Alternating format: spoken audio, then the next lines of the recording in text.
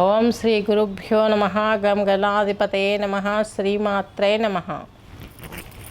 ఈరోజు మనము 2025 ఆగస్టు 2వ పక్షం అనగా 16 నుండి 31 వరకు ఎలా ఉంటుందో తెలుసుకుందాం.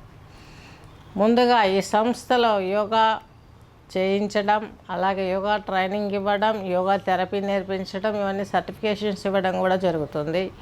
ఆస్ట్రాలజీ, మ్యూజిక్ గురించి కూడాను మీకు ఎడ్యుకేషన్ లెవెల్లో తీసుకెళ్ళడం, సర్టిఫికేషన్ ఇవ్వడం కూడా అందుబాటులోకి తీసుకొస్తున్నాము. వీళ్ళున్న వాళ్ళు, కావాలనుకున్న వాళ్ళు చేరవచ్చు. థెరపీ చేస్తాము, థెరపీ కూడా చేయించుకోగలరు.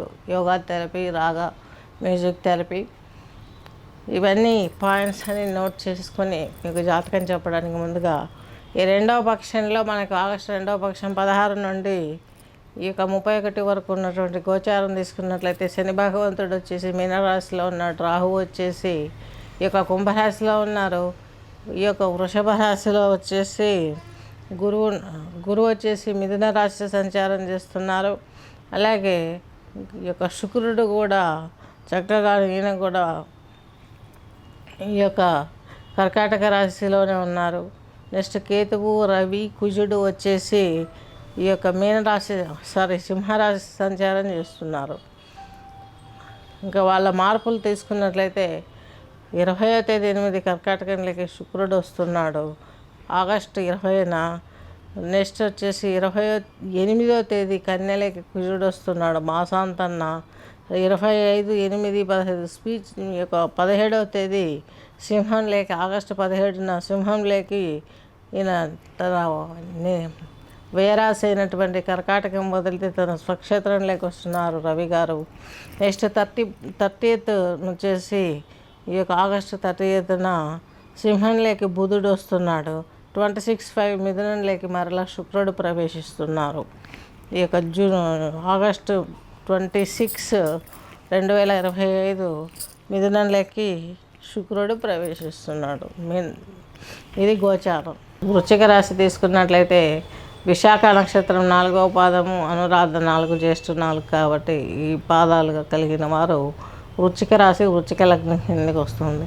మీ రాశాధిపతి, షష్టాధిపతి అయినటువంటి కుజుడు వచ్చేసి ఈయన మీకు దశమ కేంద్రంలో ఉన్నాడు, కేతువుతోటి కలిసి ఉన్నాడు. అలాగే రవితో కలిసి ఉన్నాడు, మీ దశమాధిపతితోనూ కలిసి ఉన్నాడు. చూసారు, కేంద్ర స్థానంలో 3 గ్రహాలు ఉన్నాయి.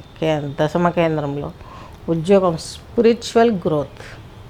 నెక్స్ట్ వచ్చేసి కుజుడు శత్రు, రుణ, రోగ ప్రాబ్లమ్స్ అన్నీ షార్ట్ అవుట్ అయిపోతాయి. నెక్స్ట్ కేతువు మోక్ష భాగ్యాలను కలగజేసేవాడు. అదే ఆలోచనలతోటి అలాంటి వృత్తులలోనే మీకు ముందడుగు పడే అవకాశాలు ఉన్నాయి. అలాంటి విద్యలు నేర్చుకునే స్కోప్ కూడా ఎక్కువగా ఉంటుంది.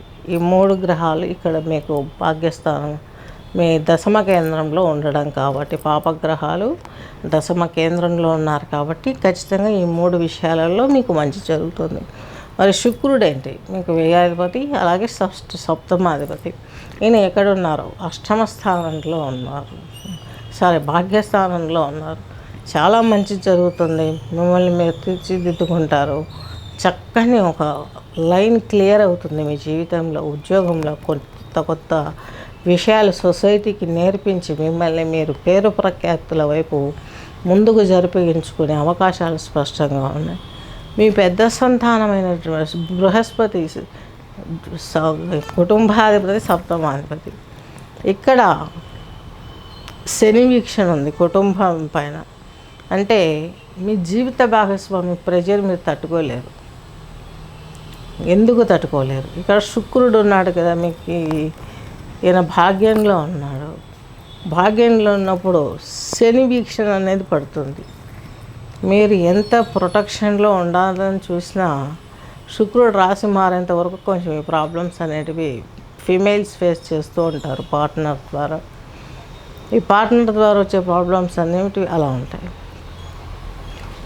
శని వీక్షణ అనేది చాలా తీవ్రంగా ఉంటుంది కాబట్టి ఇలాంటి పరిస్థితుల నుంచి మీరు బయటపడాలంటే ముందు లక్ష్మీ ఆరాధన, అలాగే దశరథ కృత శని స్తోత్రాన్ని ఉన్నట్లయితే ముందుకు రాగలుగుతారు. పాలిటిక్స్ రంగంలో ఉన్నవారికి కూడాను ఈ విధంగా మీరు ఇప్పుడు చెప్పినట్టు చేస్తే ఇంకా ముందుకు వచ్చే అవకాశాలు స్పష్టంగా గోచరిస్తున్నాయి. అలాగే మీకు వివాహం కాని వారికి వివాహం అవుతుంది. ఎందుకనగా మీకు 2వ ఇంటాధిపతి బృహస్పతి పంచమాధిపతి, ఈయన వచ్చేసి అష్టమంలో ఉన్నాడు. అష్టమంలో ఉండడం అంటే కొంచెం కష్టమే, కానీ ద్వితీయ స్థానాన్ని చూస్తున్నాడు. ఎంతైనా దేవగురువే కొంత ప్రాబ్లం సాల్వ్ చేయడానికి సహకరిస్తారు. అలాగే ఈయనే మీకు పంచమాధిపతి కూడా అయ్యారు.